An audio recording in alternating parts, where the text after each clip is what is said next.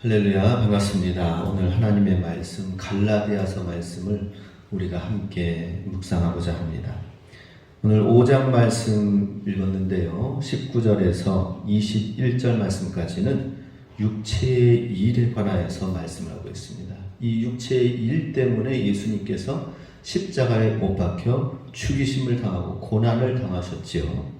그렇기 때문에 우리가 정말 예수님이 왜 이 고난주간 또 종려줄 고난주일에 예수님이 왜 십자가에 못 박아 죽임을 당하실 수밖에 없는가? 그냥 능력이 많으신 하나님께서 초능력을 부려서 모두가 다 믿지 않는 사람, 믿는 사람 구분하여 가지고 다 구원받으라 예수님께서 구별하셔서 불러들이시면 될 텐데 왜 예수님은 불편하게 이 땅 가운데 내려오셔서 성육신 하시고 그리고 어리석음의 육신의 길을 걸으시면서 참 2000년 전에 목수의 아들은 정말 천박한 일을 하였던 그 가정 가운데에서 예수님이 살으셨어요. 그 힘들고 어려운 과정들을 겪으시다가 마지막에는 청년의 때에 30대 초반의 나이에 예수님은 십자가의 고난을 받으시면서 죽임을 당하실 수밖에 없었던 이유는 무엇인가?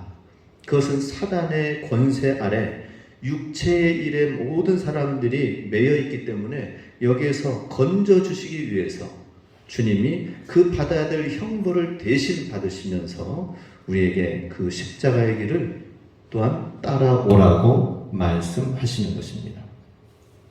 자, 우리 육체의 일 19, 20, 21절 말씀 함께 읽겠습니다. 육체의 일은 분명하니 곧 음행과 더러운 것과 호색과 우상 숭배와 주술과 원수 맺는 것과 분쟁과 시기와 분냄과 당짓는 것과 분열함과 이단과 투기와 술 취함과 방탕함과 또 그와 같은 것들이라 전에 너희에게 경계한 것 같이 경계하노니 이러한 일들을 하는 자들은 하나님의 나라를 위협으로 받지 못할 것이요.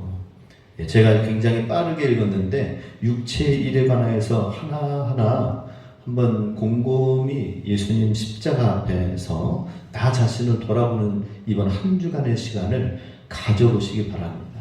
지금 굉장히 빠르게 읽었는데 빠르게 읽어서 사실 될 문제는 아니에요. 한 항목 한 항목 내 안에 자리 잡고 있는 이것은 없는지를 돌아봐야 될 거예요. 근데 아마 대부분 다 이런 모습들이 다 있을 거예요. 그런 것들을 우리가 주님 빛 앞에 드러내서 어두운 가운데 있는 모든 것들을 드러내서 하나님의 나라를 유업을 받지 못하는 것이 아니라 하나님의 참 생명의 유업을 받을 수 있도록 믿음의 확실한 가운데 거하시기 바랍니다. 대신 성령의 열매를 또 주님께서 말씀하고 계십니다. 22, 23절 있습니다. 오직 성령의 열매는 사랑과 희락과 화평과 오래 참음과 자비와 양성과 충성과 온유와 절제니 이 같은 것을 금지할 법이 없느니라. 우리가 잘 암송도 하기도 하죠. 자, 이러한 말씀 성령의 열매도 굉장히 빠르게 읽었는데 빠르게 읽어야 될 말씀이 아니에요. 사실 한 말씀 한 말씀 사랑, 희락이 있는가, 화평이 있는가, 내 안에 오래 참음이 있는가, 자비가 있는가, 양선이 있는가, 절제가 있는가, 이러한 모든 것들 우리가 한번 돌아봐야 되는 것입니다. 내가 예수님 믿고 나서 예수님 십자가를 거치는 이 필터 우리 커피를 마시면은 거름 종이를 이렇게 딱 놓습니다. 커피를 이제 갈아가지고 그라인드에 갈아가지고 딱 놓습니다. 커피를 어떻게 마십니까? 미숫가루 타 먹듯이 그냥 물에다가 저어서 먹는 게 아니죠, 그죠? 거름 종이에다가 쫙 내리면은 그 커피 물만 쫙 나오는데 그것을 뜨거운 물 타가지고 마시면 사람들이 그렇게 좋아하는 거예요. 이 커피에 열광하는 것입니다. 우리나라 사람만 좋아하는 것이 아니라 전 세계인이 좋아하는데 특히 우리나라 사람들이 요 근래 들어서 다른 어느 나라보다 커피를 좋아하는 민족이 우리 대한민국이 됐어요. 그런데 그 거름종이 이 필터를 걸려서 먹거든요. 마찬가지로 우리도 이 육신의 일에 갇혀있는 사람이 성령의 열매를 맺는 데는 그 중간에 십자가라는 필터를 거쳐야만이 우리의 이 육신의 본성이 십자가의 필터를 거쳐야만이 너무나도 아름다운 성령의 사람이 된다는 것입니다. 그것이 이제 24절 마지막 부분에 나와 있죠. 그 차이나게 하는 기준은 십자가 삶이다 하는 것입니다. 24절 같이 있습니다. 그리스도 예수의 사람들은 육체와 함께 그 정욕과 탐심을 십자가에 못 박았느니라. 아멘. 오늘 말씀 여기서 다 끝입니다. 24절까지 이제 다 끝났어요. 본문 말씀 다 살펴봤습니다. 이제 집에 돌아가시기 바랍니다. 그런데 오늘 미국 아틀란타에서부터 오셨는데 너무 짧게 하고 그냥 가면 안 되잖아요. 그죠? 예. 그래서 우리가 조금 더 살펴보자. 그러면은 십자가의 필터에 우리의 본성, 우리의 옛사람의 모습들, 죄악된 모습들을 어떻게 걸러낼 수 있는가 하는 것입니다. 모든 이러한 육신의 일들, 죄악들은 하나님을 모르고 하나님을 경외하지 않는 죄로 말미암아 시작이 된다 하는 것입니다. 그래서 하나님 경외하지 않는 죄를 먼저 우리가 살펴봐야 됩니다. 첫 번째, 하나님을 경외하지 않는 죄를 분별해야 된다는 것이죠. 오늘날 우리는 권위를 무시하는 시대에 살고 있습니다. 그리고 하나님을 경외하는 것이 굉장히 더 약합니다. 오히려 이단들이 더 열심히 뭔가를 하는 것 같고, 오히려 또 다른 종교에 있는 사람들이 더, 특히 이슬람 사람들은 그들은 얼마나 그 알라신을 경외하는 것인지 모습인지 모르겠지만 그 시간에 하루에 5번 정해진 시간에 기도를 해야 돼요. 카페트 깔고 천을 깔고 거기에 엎드려서 기도를 합니다. 우리는 과연 하나님을 얼마나 경외하며 섬기는가 하는 것을 보게 됩니다. 성경 말씀에 존경하기를 서로 먼저 하라. 각각 자기보다 남을 낮게 여기라라는 말씀이 있는데, 먼저 서로 존경하라라는 말씀, 어떤 공자의 말씀 같습니다. 자기보다 남을 낮게 여기라라는 말씀이 있는데 굉장히 교양 있는 말씀인 것 같습니다. 그런데 그것은 우리의 본성이 하나님을 높이고 하나님을 경외하는 것이 아니라 자기의 영광, 자기가 오히려 더 교만한 가운데 있기 때문에 자신을 굽히지 않는 그러한 모습이 있기 때문에 하나님이 말씀하십니다. 하나님을 경외하느냐? 그러면 나보다 남을 낮게 여기라, 좋게 여기라, 존경하기를 서로 먼저 하라. 그러니 겸손한 사람만이 하나님을 경외할 수가 있다라는 것입니다. 사탄은 이렇게 속삭입니다. 모든 사람은 권리가 동등하다, 이렇게 얘기합니다. 아무도 남을 지배해서는 안 된다라고 하면서 사실은 교만의 죄를 선동하는 것입니다. 예, 물론 가부장적인 것 잘못된 것이죠. 뭔가 억누르는 지배 아래 있는 것, 이거 잘못된 것입니다. 그런데 사탄의 타락의 원인은 무엇입니까? 하나님을 경외하지 않고 하나님과 같이 되고자 하였다는 것입니다. 그런데 하나님께서는 우리에게 사탄이 한 그 모습을 기억하면서 우리에게 주시는 말씀이 무엇입니까? 에베소서 5장 21절 말씀 같이 있습니다. 그리스도를 경외함으로 피차 복종하라. 우리 아까 방금 말씀드렸던 것처럼 사탄은 모두가 다 평등하다, 누구 밑에 복종할 필요가 없다라고 마음 가운데 심어줍니다. 그게 어떻게 보면 굉장히 평화주의, 평등주의, 민주주의인 것 같습니다. 그런데 아니에요. 사실은 하나님을 경외함으로, 그리스도를 경외함으로 서로 복종하라. 상대방이 복종하지 않으면 나라도 복종하라라고 하는 것입니다. 젊은 자들아 이와 같이 장로들에게 순복하고 다 서로 겸손으로 허리를 동이라라고 말씀하고 계십니다. 복종과 순종하는 것, 하나님을 경외하는 자에게 나타나는 하나의 특징입니다. 자, 이것이 바로 우리를 교만하게 하는, 하나님을 경외하게 하지 않는 모든 죄들을 극복하게 하는 것이다 하는 것이죠. 우리 사순절 기간, 지금 이제 사순절 6번째 주일입니다.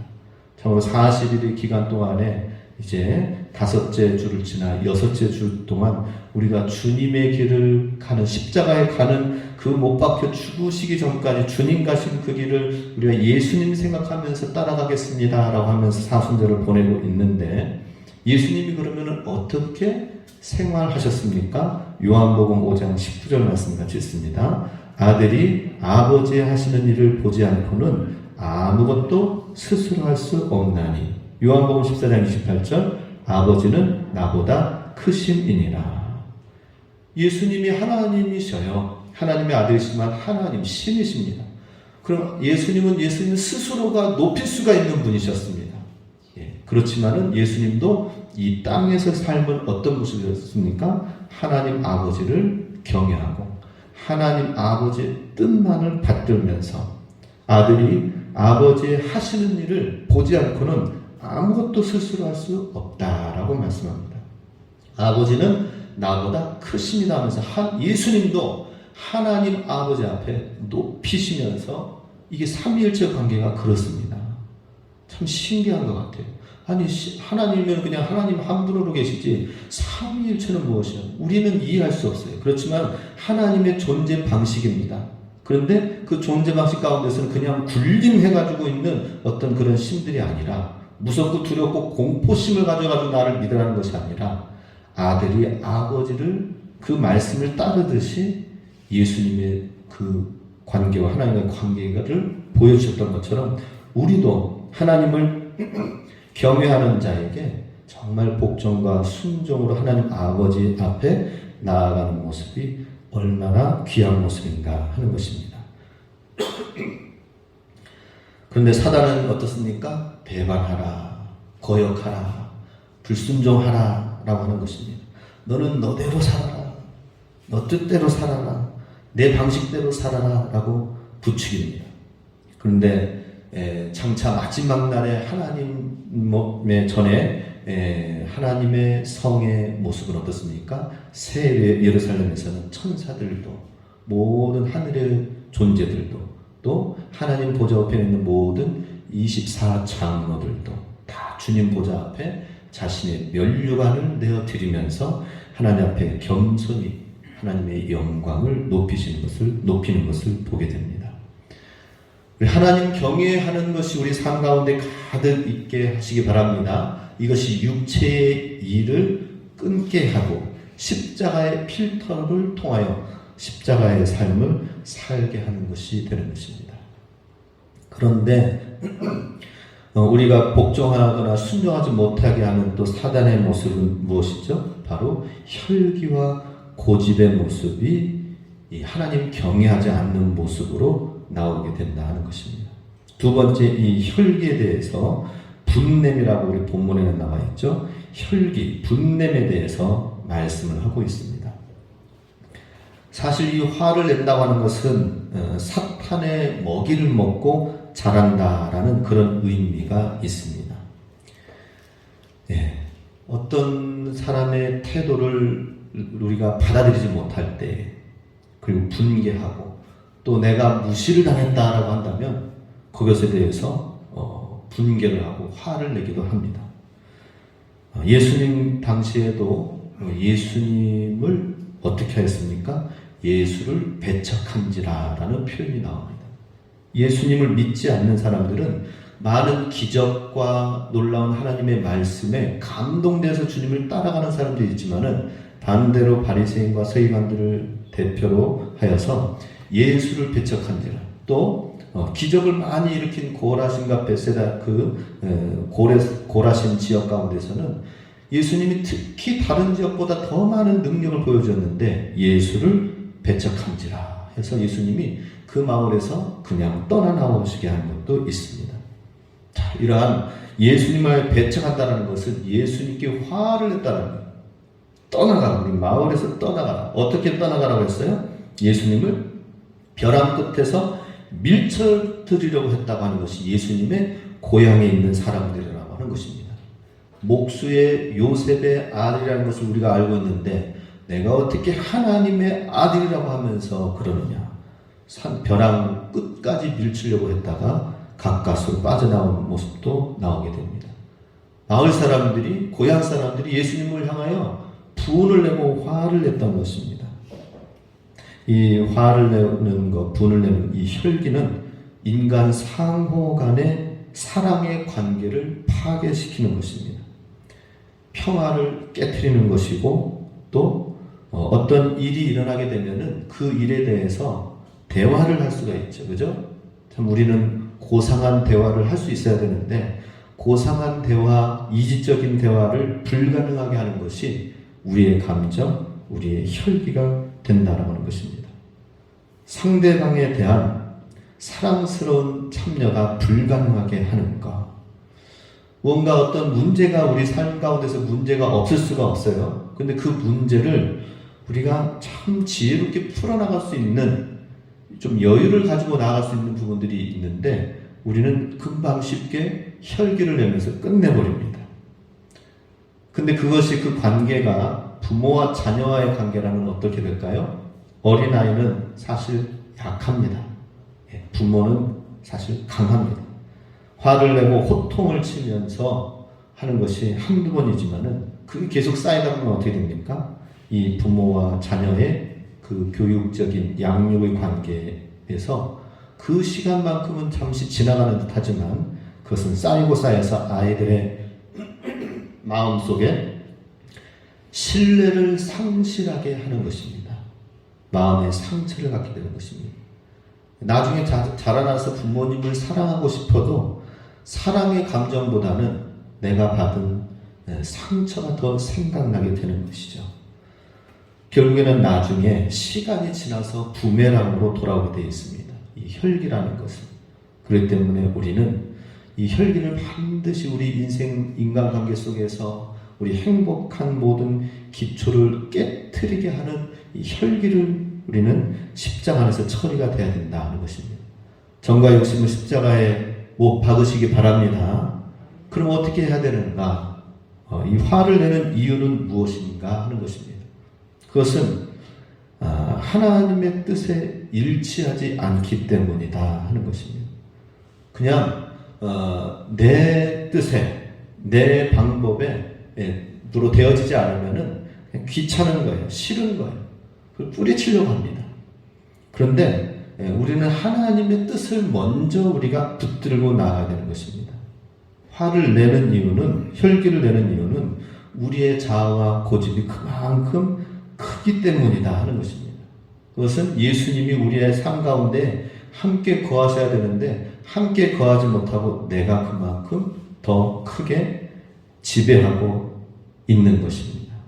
그래서 내 계획대로 되어지지 않고 내 방식대로 되어지지 않으면 쉽게 짜증이 나고 감정이 폭발하게 되죠. 근데 사실 우리는 화를 낼 수밖에 없는 존재예요. 화를 낼 수밖에 없는 상황인 거예요. 언젠가 블랙박스 영상에 유튜브에 보니까 아주 엄청나게 큰 차를 몰고 있는 운전자의 블랙박스가 보이는 것이에요. 그런데 한쪽 차선이 이제 차가 이쪽으로 들어가려고 하다 보니까 막혀가지고 꼬리만 살짝 머리만 넣어가지고 앞에 있는 승용차가 갑자기 브레이크를 밟은 것입니다. 이쪽 길로 들어가려고 하다. 그러니 갑자기 가려고 하던 뒤따라오던 큰 차가 브레이크를 아무리 밟아도 승용차처럼 빠르게 설 수가 없거든요. 그러니 브레이크는 밟아도 밀리니까는 이 상황은 점점 승용차 뒷공무니에 부딪히는 상황이 되어지니까 사람이 막 여기만 나오더라. 여기. 그 영상에서 와 여기 나오면서 브레이크를 여기서 이렇게 갑자기 밟으면은 나는 어떻게 하느냐고 하면서 화가 날 수밖에 없는데 수많은 댓글에 화를 낼 수밖에 없는 상황이네요. 그러는 거예요. 참 우리가 살면서 화를 낼 수밖에 없는 상황입니다. 그런 일들이 많이 있습니다. 그렇지만은 그것이 우리 안에서 자리 잡히지 않도록 해야 됩니다. 그런데 화를 한번, 혈기를 한번 부리기 시작하면 계속해서 그것은 지속되어지는 그런 역효과가 있습니다. 어떤 상황에서 계속 혈기를 내게 됩니다. 어떤 상황에서 계속 이 화를 내는 태도가 지속되어지는 모습으로 나오게 된다는 것이 문제가 되는 것입니다. 예수님께서는 말씀하십니다. 요한복음 13장 35절 말씀 같이 읽습니다. 너희가 서로 사랑하면 이로써 모든 사람이 너희가 내 제자인 줄 알리라. 에베소서 4장 19절 있습니다. 오직 덕을 세우는 데 소용되는 대로 선한 말을 하여 듣는 자들에게 은혜를 끼치게 하라. 우리가 예수님의 제자가 되는 그 기준, 그것은 무엇입니까? 너희가 서로 사랑하면이라고 말씀합니다. 그 사랑의 모습은 또 에베소서에서 선한 말을 하여 듣는 자들에게 은혜를 끼치게 하라라고 말씀하고 있습니다. 우리 이 혈기라든지 이 화라는 것은 우리의 마음의 태도, 우리의 말에서부터 이렇게 나오는 것을 보게 됩니다. 그런데 이 화 때문에 사실은 공동체도 파괴가 되어지고 우리 스스로의 기쁨도 파괴가 되어지고 또 병에 걸리기도 하는 것입니다. 하나님께서, 예수님께서 십자가 못 박혀 죽으신 것은 우리를 구원하시기 위해서라고 하는데 어디서 무엇에서 구원인가라고 하는 것입니다. 우리는 여전히 죄악 가운데 머물러 있고 혈기 가운데 머물러 있으면서 주님 나를 구원해 주셨으니 감사해요 하고 늘 정말 신선한 새로운 찬양으로 하나님을 찬양할 수 있을까? 그렇지 않다라고 하는 것입니다. 우리의 기쁨을 빼앗아가고 우리의 찬양을 빼앗아가고 우리의 기도를 빼앗아간다라고 하는 것이죠. 우리 이러한 것도 주님 앞에 내려놔야 될 것입니다. 예수님을 슬프게 한다라는 이 마음을 갖고 우리의 의지를 주님 앞에 봉헌해야 됩니다. 우리 예배 끝나고 나면, 우리 말씀 끝나고 나면 항상 봉헌의 찬양을 하죠. 그 헌금만 봉헌하라는 의미가 아닙니다. 주님, 우리가 이렇게 말씀을 들었으니까 하나님, 내가 주의 말씀대로 살면서 내 의지도 주님께 드립니다. 죄를 짓는 이 모든 것도 주님 앞에 올려드립니다 라고 하면서 주님의 제물로 봉헌을 해야 된다라고 하는 것입니다. 예수님의 흘리신 보혈을 찬양하면서 죄에서 진정으로 해방되어지는 삶을 살아야 된다는 것입니다. 그러지 못할 때에 우리는 하나님 앞에 엎드려야 됩니다. 그 문제를 놓고 엎드려야 되는 것이죠. 우리 안에 있는 모든 죄악들이 있습니다. 십자가 앞에, 이 필터 앞에 필터를 통과하여서 깨끗하게 되어지기 원합니다. 해방되어지기 원합니다. 그렇게 돼야 돼요. 우리 안에 고집도 그렇습니다. 우리 스스로의 고집 원하는 대로 사는데 이것은 사무엘상에서는 사술의 죄에 해당된다라고 하는 것입니다. 완고한 고집은 사술의 죄다라고 하는 것이죠. 사술의 죄라고 하는 것은 우상을 숭배하는 모습이다라고 말씀하고 있습니다. 우리 골로새서의 말씀에서는 탐심은 우상 숭배다라고 신약에서는 말씀하고 있는데 우상 숭배가 탐심이 우상 숭배라고 하고 있는데요. 구약 성경 사무엘상에서는 완고한 고집이 사술의 죄, 우상 숭배다라고 말씀하고 있습니다. 그것은 하나님을 섬기는 것이 아니다라고 하는 것이죠. 내 방식, 내 뜻대로 되어지는 완고한 고집은 사심, 죽은 심 앞에 우상 숭배하는 것과 같다라고 하는 것입니다. 그렇다면 반대로 우리가 정말 우상 숭배, 특별히 우리 오대산 이 지역의 우상 숭배 지역 가운데서 우리가 특별히 염두해야 될 부분들이 이거죠. 완고한 고집을 꺾어야 돼요. 우상 숭배는 돌 앞에다가 그냥 신상 앞에다가 절하는 그것은 1차적인 모습이고요. 우리는 이 우상 숭배 지역 가운데에서 완고한 고집도 우상 숭배의 사술의 죄에 해당된다는 사실을 알고 특히 우리 완고한 고집을 경계해야 될 것이 우리 오대산 이 평창의 사람들 모습이다 하는 것입니다. 그래서 우리 예수님께서 하시는 방식은 무엇이었습니까? 겟세마네 기도를 우리가 잘 알고 있죠. 예수님께서 십자가 지시기 전에 십자가를 우리는 어떻게 보면은 예수님께서 하나님이시고 뭐 다 부활하실 줄 다 아시니까 뭐 고난 받으신 거 얼마나 아프셨을까? 근데 똑같이 그 고난을 받으셨어요. 제가 지난 주간에 여기에 이 가시가 아주 얇은 가시가 있는데 뺀데 다 뺀줬는데 지금도 있네, 남아있네요.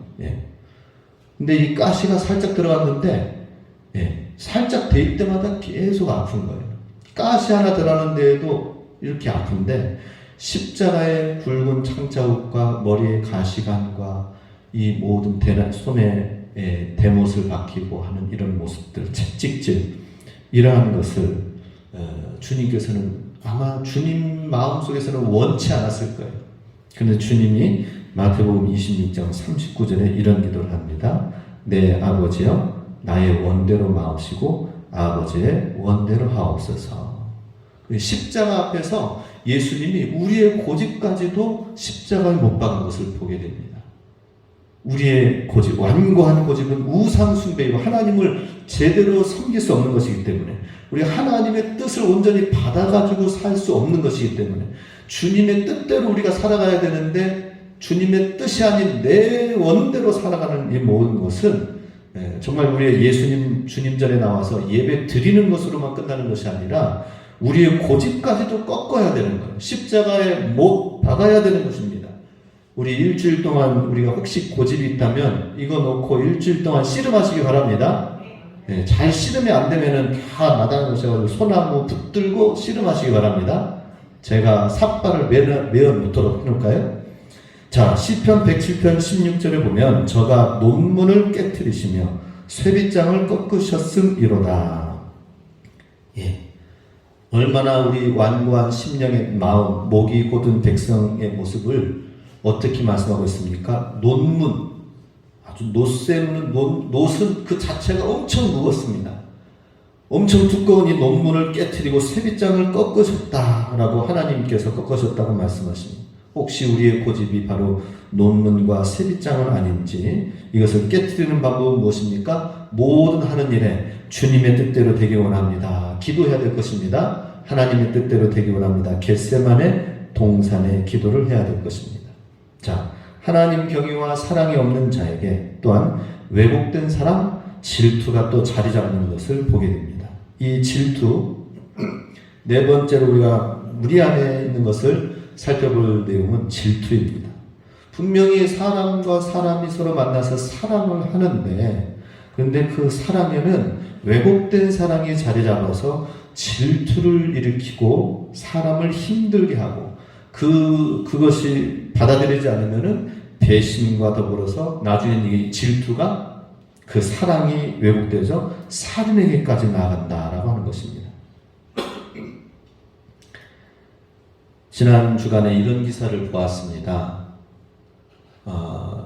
가정이 행복하게 사업을 하면서 잘 되어졌었는데 시간이 지나면서 사업이 잘 못 되는가 봅니다. 그래가지고 굉장히 가정이 위기 가운데 생활의 형편이 어렵게 되어진 가정이 있었어요.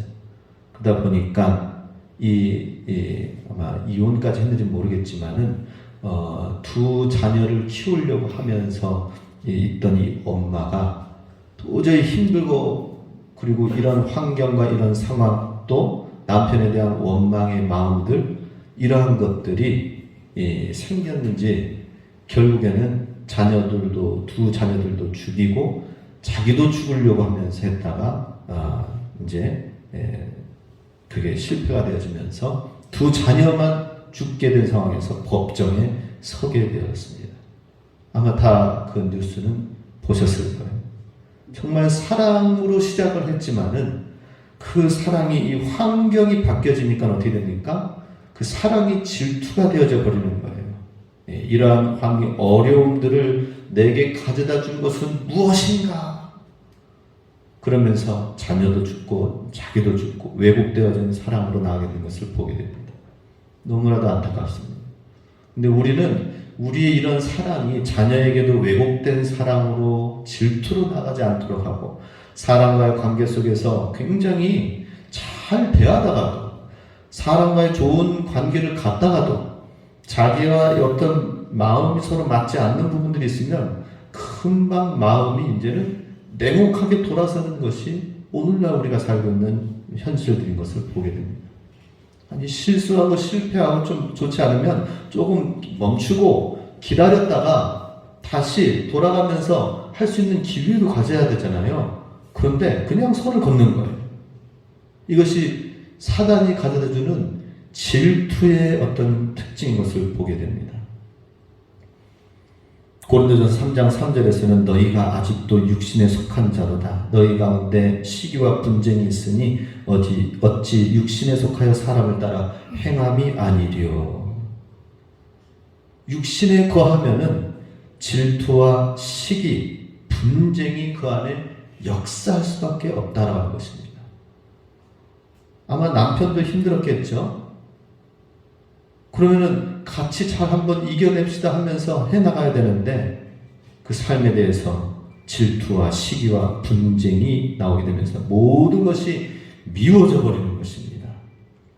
우리는 정말 하나님의 사랑으로 채워지지 않으면은 우리는 사랑이 왜곡되어져서 질투와 시기와 분쟁이 될 수도 있다는 것입니다. 하나님의 아가페의 사랑을 가지시기 바랍니다. 아가페의 그 귀한 사랑, 하나님의 영원한 사랑, 예수님의 생명까지도 주시는 그 사랑, 십자가에서 생명까지 내어주시는 그 사랑을 우리가 넉넉히 가지고 있지 않으면은 작은 사랑에, 비틀어진 사랑에 우리는 쉽게 시기와 분쟁에 빠지게 된다는 것입니다. 자, 하나님 없이 또한 자기 열심인 사람 가운데에서 스스로 열심히 사는 사람이 있습니다. 그런데 분주함과 분방함이라는 것이 있는데요. 이것은 열매를 맺지 못하게 한다는 것이죠. 우리 안에는 분주함, 분방함 이것은 굉장히 삶에 대한 열심으로 포장되어져서 있습니다. 분주하게 열심히 일하는 것은 굉장히 좋은 일이죠. 그죠? 그런데 이것 또한 육체의 일이다라고 하는 거예요.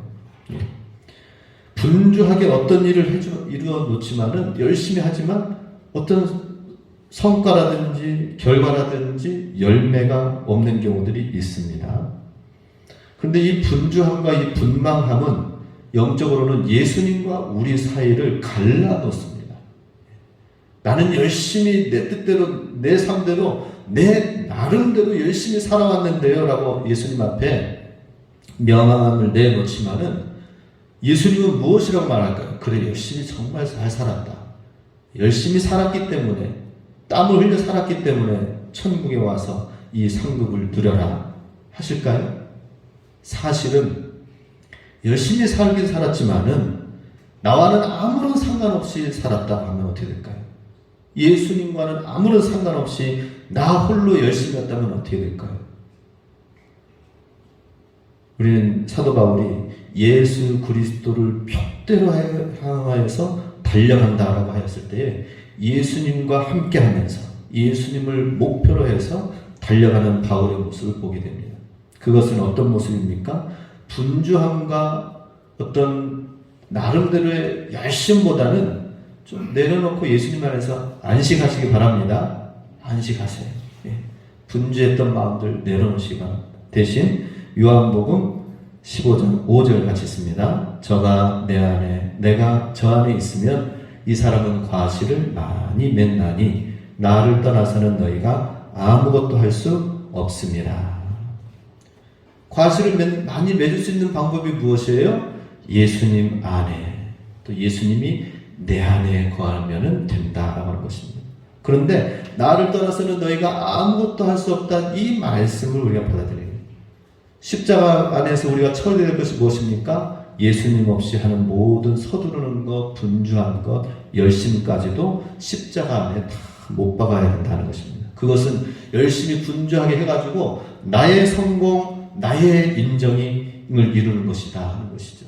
그렇게 하다 보니까 성취욕을 가지고 뭔가 이루는 것에 대한 그 쾌감이 있습니다. 즐거움과 행복이 있습니다. 그런데 주님이 주시는 행복이 아닌 거예요. 하나님이 허락하신 행복이 아니라 나의 행복이 된다는 것입니다. 어떻게 됩니까? 요한복음 15장 6절 같이 있습니다. 사람이 내 안에 거하지 아니하면 가지처럼 밖에 버리워 말라지나니 사람들이 이것을 모아다가 불에 던져 사르느니라. 열심히 했지만은 결국에는 사람들이 이것을 모아다가 마른 가지를 모아가지고 불장작등에, 요즘 들어서 왜 이렇게 산불이 많이 납니까? 옛날에는 양간지풍 해가지고 얼마 전까지는 이 고성 지역에서 주로 많이 나오고 해가지고 그랬었는데 지금은 이 강원도 삼척 일대에 또 경상도 지역에 울진 쪽으로 어제는 뭐 저기 어디 경기도 용인 쪽에 서산 쪽에 또 곳곳에 이렇게 산불이 많이 나요. 그만큼 탄 마른 장작들, 마른 것들이 많이 있기 때문에 더 끄기가 힘든 것 같습니다. 우리 안에 있는 이 태워질 수밖에 없는 것들, 그것을 우리 십자가에 못 박아야 된다는 것입니다. 예수님과 분주하지 않게, 좀 느리더라도 차분하게 상의하면서 기도하면서 주 안에 머무르시기 바랍니다. 예수님의 말씀을 듣고 우리가 나아가야 된다는 것입니다. 우리 십자가에서 처리되어야 될 것은 예수님 없이 하는 모든 우리의 열심과 우리의 성공도 우리의 행복도 내려놓아야 된다 하는 것입니다. 자, 우리 시간 12시가 지났습니다. 제가 웬만하면 말씀을 다 준비해도 12시 딱 지나면 제가 마치려고 합니다. 좋죠? 예. 몇 가지 더 있는데 그 내용들은 우리가 우리 새벽 예배 기도 시간에 계속해서 우리가 십자가 안에서 처리되어야 될 수많은 일들을 구체적으로 실제적으로 우리가 다루길 원합니다. 새벽 기도 고난주간 이번 주간 토요일까지 하는 새벽 기도에 열심히 나오시기 바랍니다. 그래서 같이 이어서 십자가의 길을, 예수님만 십자가 지고 가신 것이 아니라 예수님을 누구든지 주님의 제자가 되려면 자기를 부인하고 자기 십자가를 지고 나를 따라야 될 것이라고 말씀하셨어요. 우리 실제적으로 이 문제를 놓고 기도하면서 십자가 안에서 처리되어지고 십자가의 삶 가운데서 이 필터에서 걸러져서 정결하고 깨끗하고 하나님과 온전한 믿음과 예수님의 온전한 사랑, 하나님을 향한 순수한 믿음과 경외의 마음을 우리가 회복하여서 나아갈 수 있는 사순절 마지막 6째 주간 고난주간이 되실 수 있길 주님의 이름으로 축복합니다.